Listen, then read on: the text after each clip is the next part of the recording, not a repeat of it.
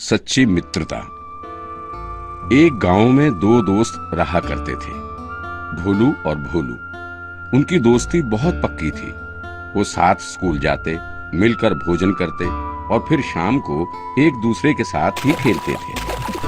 भोलू डरपोक स्वभाव का था, परंतु ढोलू कुटिल स्वभाव का था और हमेशा खेल कूद में मस्त रहता था। ढोलू और भोलू का स्कूल गांव से कुछ दूरी पर था और वहां पहुंचने के दो रास्ते थे। पहला रास्ता लंबा था और दूसरे गांव से होकर गुजरता था। दूसरा रास्ता छोटा था, लेकिन उसके बीच में एक घना जंगल पड़ता था। गांव का कोई भी बच्चा कभी जंगल वाले रास्ते से अकेले नहीं जाता था। एक दिन ढोलू और भोलू के दोस्त गोलू ने उन्हें शाम को अपने जन्मदिन के अवसर पर घर बुलाया। ढोलू और भोलू को स्कूल से घर लौटते हुए हमेशा शाम हो जाती थी, इसलिए ढोलू ने भोलू से कहा, भोलू, आज तो हमें गोलू के जन्मदिन की दावत पर जाना है ना? और लंबी वाली रास्ते से जाने पर हम गोलू के घर समय पर नहीं पहुंच पाएंगे। हाँ, ये तो है, लेकिन हम कुछ कर भी तो नहीं सकते। मास्टर जी कभी जल्दी छुट्टी ही नहीं देंगे। तो क्यों ना आज हम छोटे वाले रास्ते से चलें? हम जल्दी घर पहुंच जाएंगे और गोलू के जन्मदिन की दावत पर भी पहुंच जाएंगे। छोटे वाले रास्ते से? ना बाबा ना, मैं तो उस रास्ते से बिल्कुल भी नहीं जाऊंगा। सुना है उस रास्ते में बहुत खूंखार जंगली जानवर रहते हैं जो लोगों को मारकर खा जाते हैं।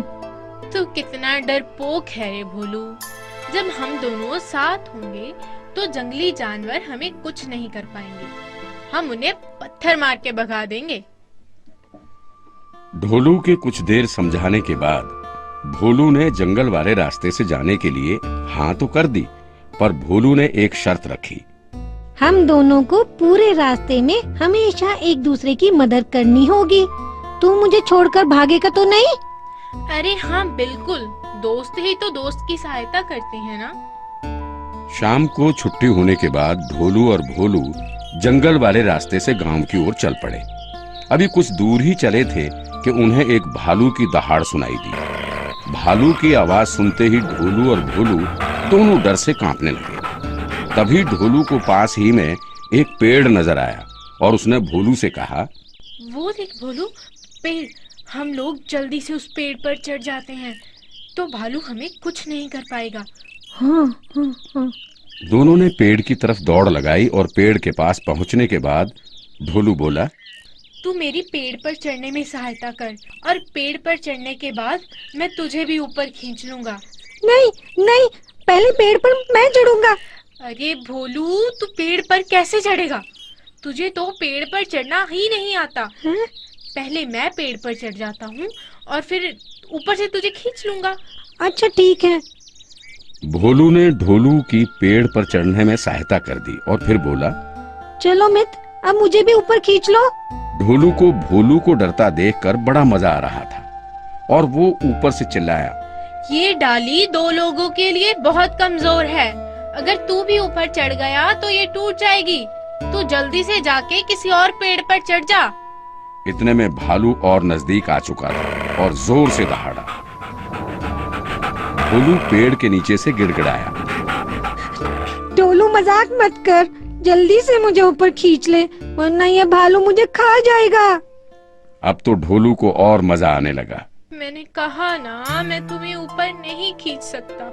ये डाली बहुत कमजोर है। अगर तू भी ऊपर आ गया तो ये डाली टूट जाएगी और भालू हम दोनों को खा जाएगा। अब तक भालू बहुत करीब आ चुका था और भोलू को बहुत डर लगने लगा। तभी उसे स्कूल में मास्टर जी की बताई एक बात याद आई। भालू कभी भी मरे हुए जानवर को नहीं खाता। तो भोलू जल्दी से जमीन पर लेट गया और अपनी सांस रोक ली।